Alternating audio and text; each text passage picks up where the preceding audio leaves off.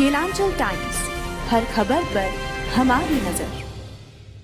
नमस्कार, बहुत बहुत स्वागत है आप सभी का केलांचल टाइम्स में। मैं हूं आपके साथ मानसी त्यागी। रुक करते हैं इस वक्त की तमाम बड़ी खबरों। उत्तरी सिक्किम में लोहनुक झील पर बादल फटने से तीस्ता नदी में अचानक बाढ़ आने के बाद कम से कम 14 लोगों की मौत हो गई और सेना के 22 जवान समेत करीब 102 लोग लापता। सिक्किम सरकार की ओर से इस हादसे पर ताजा जानकारी शेयर की गई है। अधिकारियों ने बताया कि मृतकों में ज्यादातर लोगों की पहचान आम नागरिकों के रूप में की गई है, जिनमें से 3 लोग उत्तरी बंगाल में बह गए थे।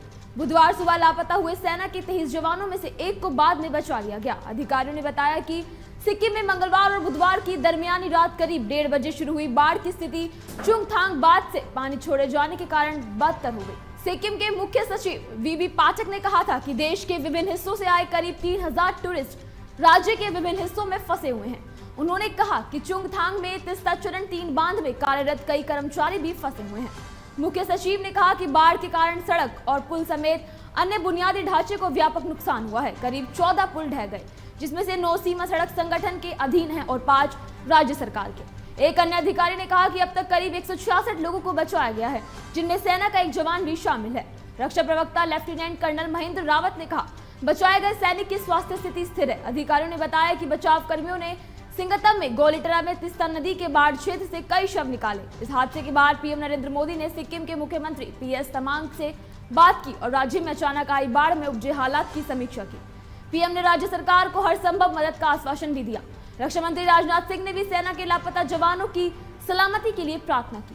कैबिनेट सचिव राजीव गौबा की अध्यक्षता वाली राष्ट्रीय संकट प्रबंधन समिति ने सिक्किम की स्थिति की समीक्षा की और पर्यटक और सुरंग में फंसे लोगों को निकालने पर जोर दिया। महादेव गेमिंग ऐप मामले में कड़ी बयानबाज ईडी की रडार पर हैं। ईडी सूत्रों के दावा है कि अभिनेता रणवीर कपूर का बयान गवाह के तौर पर दर्ज किया जा सकता है।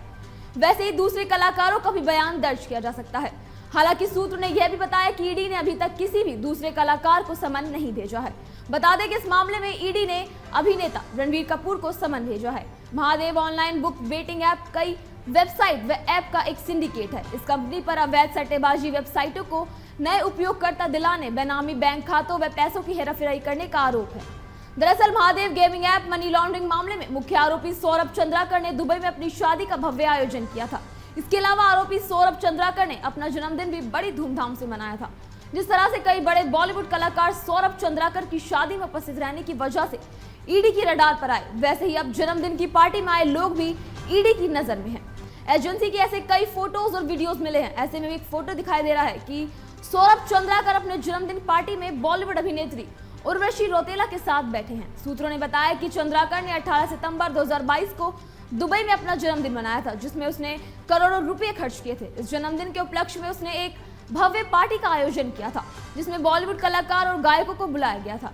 एक्टर रणवीर कपूर के अलावा कई और बॉलीवुड के दिग्गज और गायक ईडी की रडार पर है और ये वो लोग हैं जिन्होंने महादेव बुक ऐप का प्रमोशन किया था। इस लिस्ट में बॉलीवुड अभिनेत्री अमीषा पटेल, श्रद्धा कपूर, सोनाक्षी सिन्हा, इमरान हाशमी, बोमन ईरानी, कॉमेडियन भारती सिंह समेत कई कलाकारों ने महादेव ऐप का प्रमोशन किया था, जिनका वीडियो सामने आया है।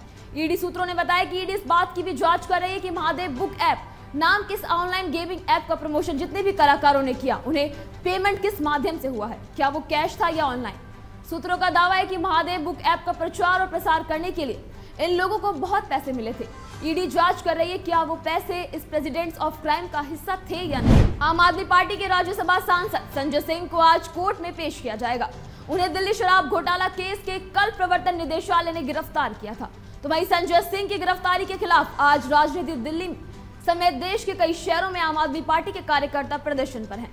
ईडी आज कोर्ट से संजय सिंह का रिमांड मांग सकती है। ईडी के पास सवालों की एक लंबी लिस्ट है, जिनके जवाब मांगने के लिए ईडी कोर्ट में संजय सिंह के रिमांड करेगी। कल करीब 10.5 घंटे की पूछताछ के बाद संजय सिंह को ईडी ने गिरफ्तार कर लिया था। संजय सिंह को रात भर ईडी के दफ्तर में रखा गया है। शराब घोटाले में दिनेश अरोड़ा के सरकारी गवाह बनने के बाद ईडी ने संजय सिंह को गिरफ्तार किया है। माना जा रहा है कि यह गवाही इस पूरे शराब घोटाले में बेहद महत्वपूर्ण है, क्योंकि दिनेश अरोड़ा के कबूल कर चुका है कि उसने ही संजय सिंह के कहने पर मनीष सिसोदिया को रुपए दिए थे। इसी बीच आम आदमी पार्टी जहां बीजेपी दफ्तर पर प्रदर्शन की तैयारी कर रही है, तो दिल्ली बीजेपी की भ्रष्टाचार मुक्त दिल्ली के लिए राजघाट पर प्रार्थना करने वाले हैं। दिल्ली के मुख्यमंत्री अरविंद केजरीवाल ने कहा कि आम आदमी पार्टी यानी कि आपके नेता संजय सिंह की गिरफ्तारी विपक्षी गठबंधन इंडिया से लेकर भारतीय जनता पार्टी भाजपा की हताश का नतीजा है। आप सांसद संजय सिंह की गिरफ्तारी के बाद केजरीवाल, सोमनाथ भारती, आतिशी सौरभ भारद्वाज और दिल्ली की महापौर शैली ओबरॉय सहित पार्टी कई नेता अनेक आवास पहुंचे। केजरीवाल ने बाद में पत्रकारों से बात करते हुए कहा कि आम आदमी पार्टी एक कट्टर ईमानदार पार्टी है। उन्होंने कहा, हम सभी जानते हैं कि ईमानदारी का रास्ता कठिन होता है। यदि हम उनकी तरह बेईमान हो जाएं तो हमारी सारी समस्या खत्म हो जाएंगी। हम कट्टर ईमानदार हैं और इसीलिए ये समस्याएं उत्पन्न हो रही हैं। केजरीवाल ने कहा, उनकी सबसे बड़ी चिढ़ यह है कि वे ऊपर से नीचे तक भ्रष्ट है और हमारी ईमानदारी का उनके पास कोई जवाब नहीं है। उन्हें यह कहकर हमें बदनाम करने की कोशिश की कि केजरीवाल बस घोटाले, बिजली घोटाले, पानी घोटाले में शामिल है। भाजपा के नेतृत्व वाली केंद्र सरकार पर निशाना साधते हुए केजरीवाल ने कहा कि आबकारी नीति मामले की जांच के तहत 1000 से अधिक छापे मारे गए, लेकिन गलत तरीके से अर्जित संपत्ति का एक भी पैसा नहीं मिला।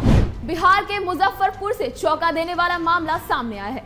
यहाँ महिलाओं की रक्षा करने वाले ने युवती के आबरू लूट ली। खबर है कि एक युवती ने कांटी सीओ पर नौकरी दिलाने के नाम पर रेप करने का आरोप लगाया है। युवती ने यह भी आरोप लगाया कि उसके साथ कांटी सीओ ने अपने 2 अटेंडी कर्मचारी के साथ मिलकर गैंग रेप किया। इस घटना के मामले आने के बाद से पूरे पुलिस विभाग में हड़कंप मच गया है। पीड़ित युवती ने पूरे मामले की जानकारी देते हुए बताया कि कांटी अंचलाधिकारी राजशेखर ने मुझे कंप्यूटर ऑपरेटर की नौकरी दिलाने का भरोसा देकर मेरे साथ गलत काम किया। महिला ने आरोप लगाया कि सीओ ने अपने घर पर भी बुलाकर 1 महीना तक मेरे साथ गलत काम किए। इनकी जानकारी जब कांटी थाना को दी गई तो वहां से मुझे भगा दिया गया। युवती ने कहा, अब न्याय के लिए कोर्ट की शरण में आई। वहीं इस मामले में अधिवक्ता सुधीर ओझा ने बताया कि दिनांक 8 अगस्त 2023 को पीड़िता के आरोपियों ने कांटी अंचल कार्यालय में बुलाकर नौकरी देने का प्रलोभन दिया और उसके बाद अपने अपने आवास पर लगातार बुलाते रहे और पीड़िता को नौकरी का प्रलोभन देकर उसका शोषण करने लगे। अधिवक्ता ने बताया कि 11 अगस्त को भी सभी आरोपियों ने एक अटॉर्नी के अवसर पर युवती को बुलाया और गलत काम किया। जब पीड़िता रोने लगी तो सभी ने उसे समझा बुझाकर घर भेज दिया। इसके बाद 22 वर्षीय युवती ने न्यायालय से माध्यम से कांटी सीओ राजशेखर और उसके 2 अटॉर्नी कर्मचारी मुमताज और जितेंद्र कुमार पर नौकरी दिलाने के नाम पर रेप करने का आरोप लगाकर मामला दर्ज कराया है। मामला अपर मुख्य न्यायिक दंडाधिकारी प्रथम पश्चिमी के न्यायालय में एक आपराधिक मुकदमा कराया गया है। धारा 376, 376C, 376E तहत मुकदमा दर्ज किया गया है। कोर्ट ने मामले को गंभीरता से लेते हुए अगली तारीख 10 अक्टूबर को मुकर्रर की है। तमाम ऐसी बड़ी खबरों के लिए जुड़े रहे केलांचल टाइम्स के साथ।